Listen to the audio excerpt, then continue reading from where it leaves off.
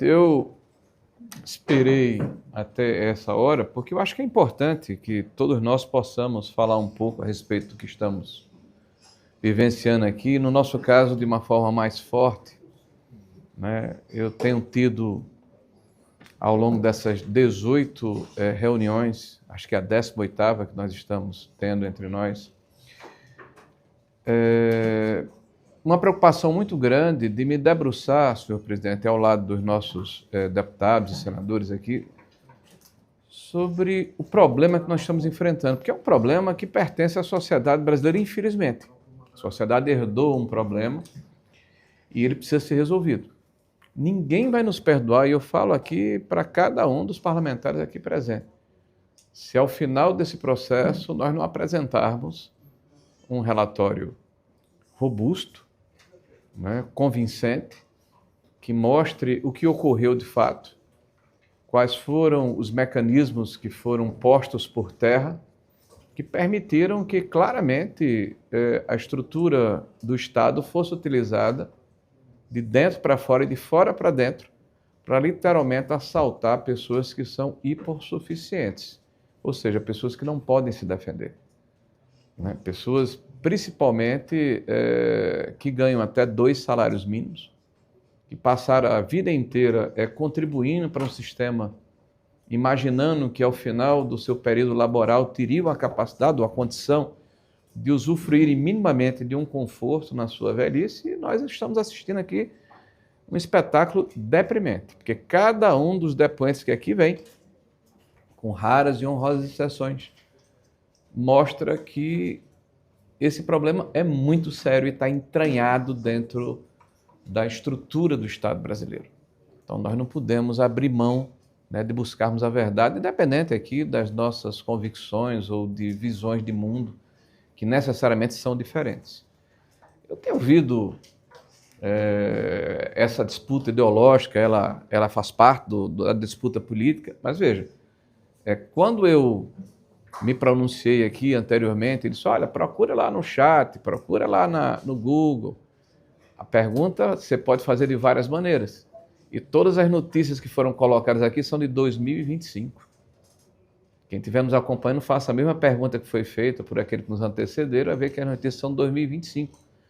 Porque uma delas trata de um fato, de uma comunicação feita pelo PROCON de São Paulo. A gente já falou nisso aqui 10 vezes, mas vamos lá de novo.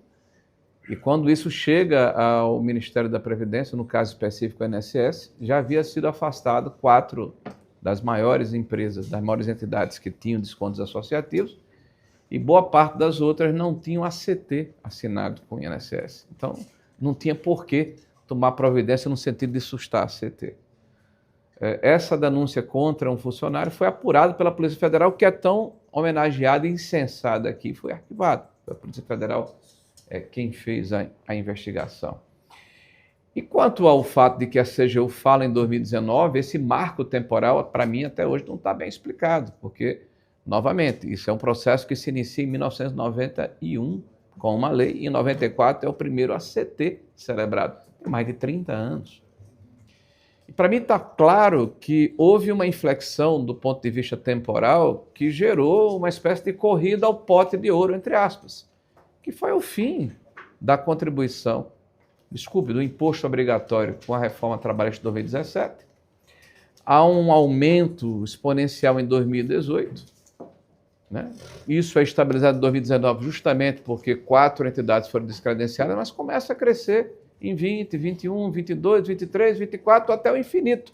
Inclusive, nós ouvimos aqui a depoente anterior, quando ela fala que aumentou de forma unilateral a contribuição que era feita ao seu sindicato de 0,6% para 2,5%.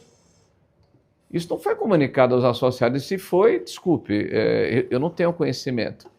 Então, veja, aumentou 5 vezes o valor da contribuição.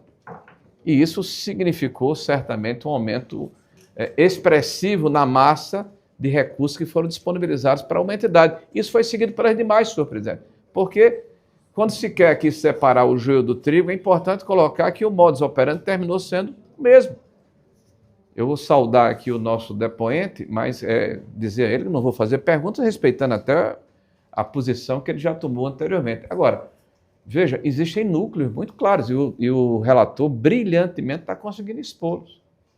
Né? Nós temos aqui um núcleo do Camisote, é um núcleo. Nós temos aqui um núcleo representado pelo senhor Felipe. Nós temos um outro núcleo que na terça-feira vai ser ouvido para o nome da cidadã, presidente, por favor. Cecília. É um outro núcleo. E talvez outros possam ser expostos.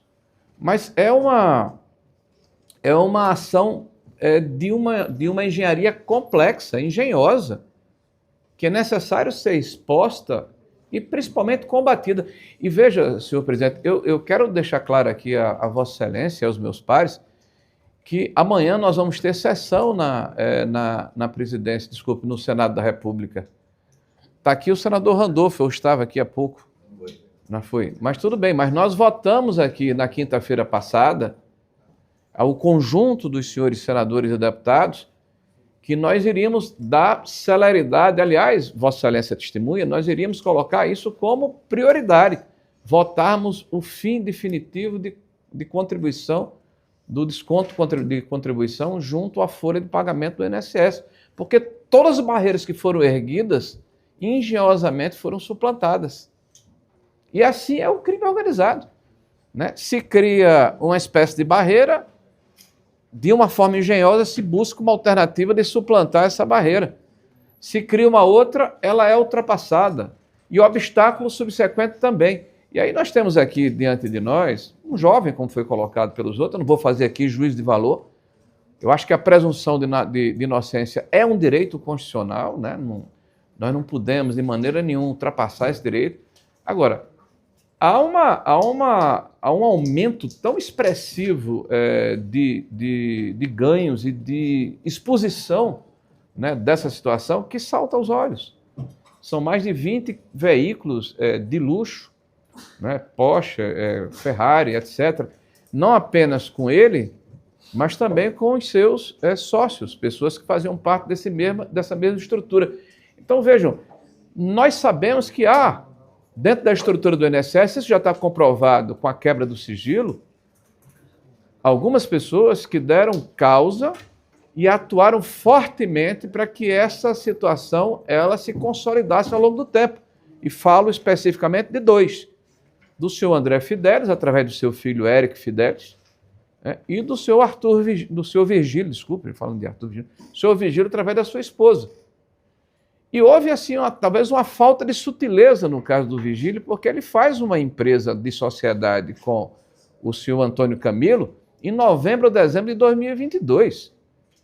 Quer dizer, alguém que estava dentro da estrutura formal, com um cargo importante, inclusive no governo anterior, no governo do presidente Bolsonaro, era assessor jurídico, e 6 ou 7 meses depois ele passa a ser procurador, ou seja, um cargo principal na estrutura jurídica do Instituto Nacional de Seguridade Social.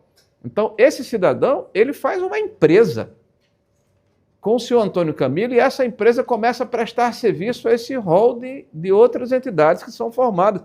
Então, senhor presidente, nós estamos diante de uma situação que não pode ser encoberta, nós não podemos colocar isso debaixo do tapete. E falo aqui com serenidade para o conjunto dos senhores senadores e deputados, independente de qual matriz política que se alinhe. Tá? É fato, quando a gente vê os gráficos, que houve uma explosão a partir de 2023. Fato. Mas isso não começou lá. E quem estava lá estava desde 2010, 2009, 2008. Esses dois, por exemplo, são cargos em comissão dentro da Previdência desde 2006. Então, o ovo da serpente está plantado dentro da Previdência do Instituto Nacional de Seguridade Social e precisa ser estourado, exposto, né? Eviscerado.